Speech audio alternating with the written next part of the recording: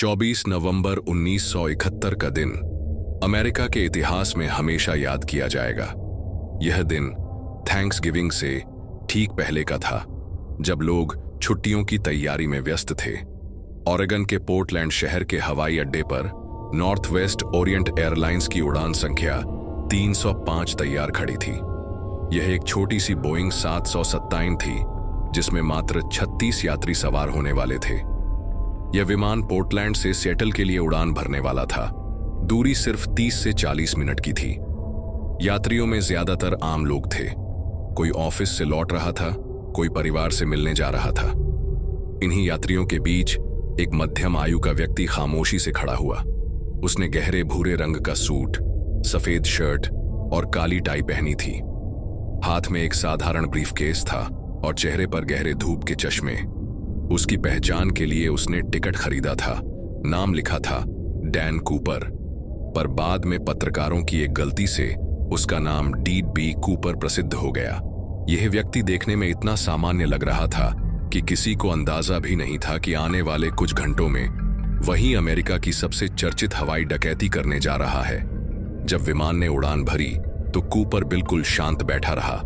उसने एक bourbon whisky और सोडा मंगवाया और आराम से पीने लगा। आसपास बैठे यात्रियों को वह एक बिजनेसमैन जैसा ही लग रहा था, लेकिन उसके ब्रीफकेस में सिर्फ कागज या फाइलें नहीं थीं। उसमें कुछ ऐसा था जो पूरी फ्लाइट की दिशा बदलने वाला था। कूपर का दिमाग पूरी तरह ठंडा और योजनाबद्ध लग रहा था, जैसे उसने हर कदम पहले से सोच रखा हो। यात्रा के शुरुआती 15 मिनट तक सब कुछ सामान्य रहा। कोई भी नहीं जानता था कि इस छोटे से सफर का असली रोमांच अब शुरू होने वाला था। विमान सिएटल की ओर बढ़ रहा था। इसी बीच कूपर ने अपने पास बैठी एयर होस्टेस फ्लोरेंस शेफनर को एक चिट्ठी थमाई। शुरू में फ्लोरेंस ने सोचा कि यह शायद किसी यात्री की तरफ से डेट पर जाने का निमंत्रण होगा, क्योंकि पहले भी ऐसा होता था। उसने वह नोट अपने पर्स में डाल लिया, लेकिन कूपर ने धीमे से कहा, मैडम, मैं समझता हूं कि आप इस नोट को पढ़ना चाहेंगी। इसमें कुछ जरूरी लिखा है। घबराकर फ्लोरेंस ने नोट खोला। उसमें लिखा था, मेरे पास एक बम है। बैठकर शांति से मेरे आदेश मानो। किसी को बताने की कोशिश मत करना। उसका दिल जोर से धड़कने लगा। उसने तुरंत कूपर की ओर देखा। कूपर ने धीरे से अपना ब्रीफकेस खोला और उसे अंदर झांकने दिया। उसमें लाल और काले तारे से जुड़ी सिलेंडर जैसी 4 छड़ें थीं, जो किसी बम जैसी लग रही थीं, चाहे वह असली था या नकली। लेकिन उस समय हर किसी के लिए यह काफी था डरने के लिए। फ्लोरेंस ने कप्तान को संदेश पहुंचाया। अब पूरे क्रू को पता चल गया था कि उनका विमान हाईजैक हो चुका है। लेकिन अजीब बात यह थी कि यात्रियों को इसकी भनक तक नहीं लगी। वे आराम से सीटों पर बैठे थे, बातचीत कर रहे थे, जबकि कूपर की आंखें धूप के चश्मे के पीछे से सब कुछ गहरी नजरों से देख रही थीं। कूपर ने अपने मांगे साफ कर दिए। $2 लाख नकद, 4 पैराशूट, और जब तक ये चीजें नहीं मिलेंगी, विमान को सिएटल एयरपोर्ट पर घूमते रहना होगा। उसकी आवाज शांत थी। उसमें कोई घबराहट या जल्दबाजी नहीं थी। यही ठंडापन उसे और भी रहस्यमय बना रहा था। कूपर ने अपनी शर्तें बताकर क्रू को स्पष्ट संदेश दे दिया था। अगर उसकी मांगें पूरी नहीं हुई तो बम फट सकता है। कप्तान ने तुरंत एयर ट्रैफिक कंट्रोल से संपर्क किया और सरकार को जानकारी दी। FBI और पुलिस हरकत में आ गए। लेकिन सबसे अहम सवाल यह था, क्या यात्री जान पाएंगे कि उनकी उड़ान हाईजैक हो गई है? कूपर ने साफ कहा, यात्रियों को कुछ भी मत बताओ। वह चाहता था कि हर चीज शांत और नियंत्रण में रहे। इस दौरान एयरलाइन कंपनी और सरकार ने तय किया, यात्रियों की सुरक्षा सबसे पहले है। उन्होंने उसकी मांगे मानने का निर्णय लिया। सिएटल हवाई अड्डे पर तेजी से तैयारी होने लगी। बैंक से $20 की गड्डियों में $2 लाख जुटाए गए। साथ ही 4 पैराशूट मंगाए गए, ताकि कूपर सिर्फ एक पैराशूट लेने के बजाय कई रखे और पुलिस यह न सोच पाए कि वह पैसे लेकर क्रू को मार देगा। कूपर हर बार ठंडे दिमाग से आदेश देता और पेय पदार्थ मंगाता रहा। आश्चर्यजनक यह था कि वह बेहद विनम्र भी था। उसने एयर होस्टेस से कहा, मैडम, आपको घबराने की जरूरत नहीं है। मैं किसी को चोट नहीं पहुंचाऊंगा। यात्रियों को अब तक यह लगा कि यह बस एक सामान्य देरी है, परंतु विमान में चल रहा यह खामोश खेल इतिहास की सबसे बड़ी हवाई डकैती बनने जा रहा था। लगभग 3 घंटे तक विमान हवा में चक्कर लगाता रहा। जमीन पर पुलिस और FBI की गाड़ियां खड़ी थीं। हर कोई उस रहस्यमयी आदमी को देखने को बेताब था। आखिरकार कप्तान को अनुमति मिली कि विमान को उतारा जाए। जैसे ही विमान रनवे पर रुका, अधिकारियों ने कूपर की शर्तों के मुताबिक पैसे और पैराशूट पहुंचाए। कूपर ने खिड़की से बैग को ध्यान से देखा और गिनती करवाई। वह बेहद सतर्क था, जैसे उसे मालूम हो कि जांच एजेंसियां उसे धोखा दे सकती हैं। उसने चारों पैराशूट भी चेक किए। फिर उसने आदेश दिया, सभी यात्रियों को छोड़ दो। 36 यात्री धीरे धीरे विमान से बाहर निकाले गए। वे लोग हैरान थे कि 3 घंटे देरी के बावजूद सब सामान्य था। किसी को नहीं पता था कि वह मौत के मुंह से होकर लौटे हैं। अब विमान में सिर्फ 4 लोग बचे, पायलट, सह पायलट, एक इंजीनियर और एक एयर होस्टेस। यही लोग अब कूपर की अंतिम योजना का हिस्सा बनने वाले थे। कूपर ने कप्तान को नए निर्देश दिए। उसने कहा कि विमान को मैक्सिको सिटी की ओर उड़ाया जाए, लेकिन उसकी शर्तें बेहद अजीब थीं। विमान की ऊंचाई सिर्फ 10,000 फीट रखी जाए, स्पीड 200 नॉट से ज्यादा ना हो और पिछला सीढ़ीदार दरवाजा, एयर स्टेयर, नीचे की ओर खोला जाए।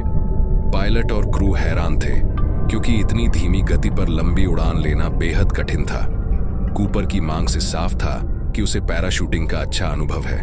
उसे यह भी मालूम था कि बोइंग 727 ही एकमात्र ऐसा विमान है जिसमें पीछे से सीढ़ियां नीचे करके कूदना संभव है। FBI ने बाद में अनुमान लगाया कि वह शायद सेना का कोई पूर्व पैराट्रूपर या पायलट रहा होगा। पायलट ने कहा कि ईंधन कम है, इसलिए बीच में रेनो, नेवादा में रुकना पड़ेगा। कूपर ने इसे मंजूर कर लिया, लेकिन उसने लगातार एयर होस्टेस को पास बिठाकर पैसे और पैराशूट तैयार रखे। उसकी आंखें धूप के चश्मे के पीछे छिपी थीं और उसके चेहरे पर कभी डर या जल्दबाजी नहीं दिखी। विमान ने फिर से उड़ान भरी। अब सिएटल से रेनो की ओर बढ़ते हुए बाहर घना अंधेरा और ठंडी हवाएं थीं। आसमान में बारिश और तूफान की चेतावनी भी थी। पायलट को साफ महसूस हो रहा था कि यह सामान्य उड़ान नहीं, बल्कि मौत का खेल है। कूपर ने एयर होस्टेस को कहा कि वह आगे केबिन में चली जाए और दरवाजे से दूर रहे। फिर उसने अपने ब्रीफकेस को अच्छी तरह बंद किया और पैराशूट पहनना शुरू किया। उसने 2 पैराशूट अपने साथ रखे ताकि किसी को लगे नहीं कि उसने क्रू को भी मजबूर किया है।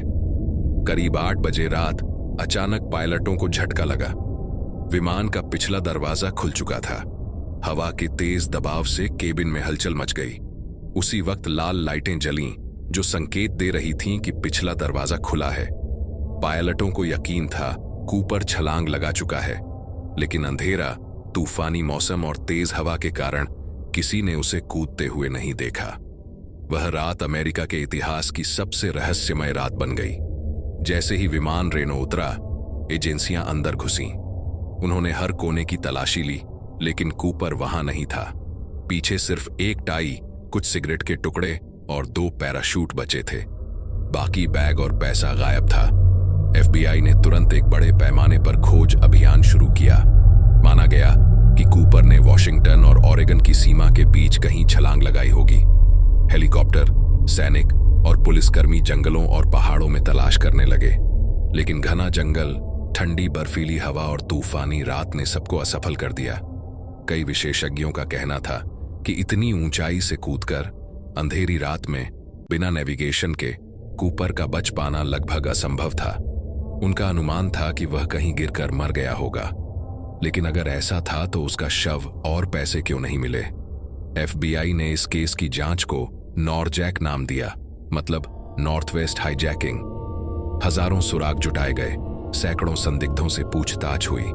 कुछ नाम तो बेहद चर्चित हुए, जैसे रिचर्ड मैककॉय, जो बाद में बिल्कुल वैसी ही हवाई डकैती करते पकड़ा गया। लेकिन DNA और सबूतों ने हर शक को खारिज कर दिया। मीडिया ने कूपर को एक एंटी हीरो की तरह पेश किया। लोग उसकी चालाकी और हिम्मत से प्रभावित हुए। वह किसी को मारे बिना खून खराबे के इतने पैसे लेकर गायब हो गया था। अखबारों और टीवी शो में यह केस चर्चा का विषय बन गया। लेकिन साल बीतते गए और कूपर का कोई सुराग नहीं मिला। यह रहस्य और गहराता गया। 1980 में अचानक एक चौंकाने वाली घटना हुई। वॉशिंगटन के कोलंबिया नदी किनारे एक छोटे लड़के ने रेत में दबे 3 पैकेट पाए। उनमें वही $20 की गड्डियां थीं जिनके सीरियल नंबर कूपर की फिरौती से मिलते थे। यह पैसे नदी किनारे दबे हुए क्यों और कैसे पहुंचे, इसका जवाब किसी के पास नहीं था।